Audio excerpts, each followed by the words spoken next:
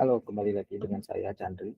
Kali ini kita akan membahas soal UTS untuk sistem operasi jaringan, yang dimana soalnya adalah uh, sering perkembangan jaringan yang berkembang besar, sehingga masing-masing unit kerja memiliki sebuah komputer. Jelaskan solusi yang harus dilakukan agar masing-masing perangkat mendapatkan IP address secara otomatis, kemudian berikan juga contoh dan sintaknya.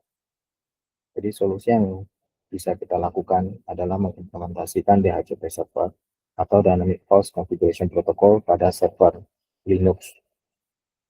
DHCP adalah suatu protokol yang secara otomatis dan terpusat berfungsi untuk mendistribusikan alamat IP secara unik, termasuk juga dengan subnet mask, default gateway, dan informasi DNS kepada klien di dalam jaringan. Keuntungan menggunakan DHCP server adalah adanya fungsi otomatisasi, yaitu mengurangi pekerjaan seorang administrator jaringan sehingga tidak perlu mengatur 10 IP address secara manual dan unik kepada setiap perangkat tersebut. Kemudian juga bisa melakukan pencegahan duplikasi sehingga tidak terjadi konflik IP pada konfigurasi seperti yang bisa terjadi pada konfigurasi manual. Langkah-langkah untuk melakukan konfigurasi DHCP server pada server Linux dimulai dari satu, kita bisa melakukan instalasi paket DHCP server dengan komen sudo apt update dan sudo apt install di DHCP server. Kemudian kita mengkonfigurasi interface yang akan dipakai oleh DHCP server dalam melayani request pada klien di dalam jaringan.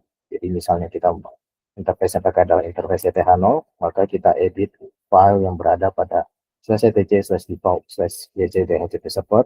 Kemudian kita cari komen yang dimulai dengan nama interface versi 4, kita ganti sesuai dengan interface yang kita pakai. Kemudian konfigurasi DHCP servernya sebagai langkah ketiga adalah menambahkan subnet block yang kita inginkan kepada DHCP server yang akan diberikan kepada klien.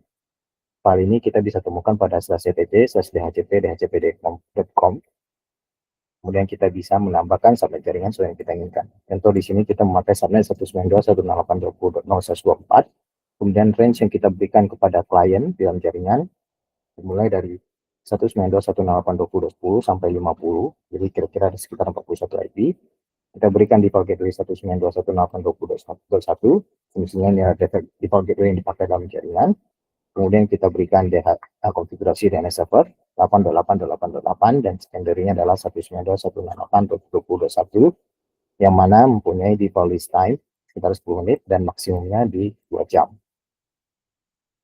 Setelah konfigurasi tersebut dilakukan, jangan lupa untuk melakukan restart service yang bisa dengan komen sudo systemctl restart di DHCP server.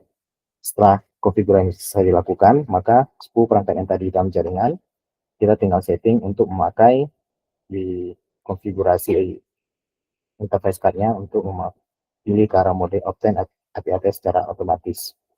Dan klien tersebut akan langsung dapat menerima IP address dari DHCP server dalam rentang 192.168.20.10 sampai 50. Sekian pemaparannya, terima kasih.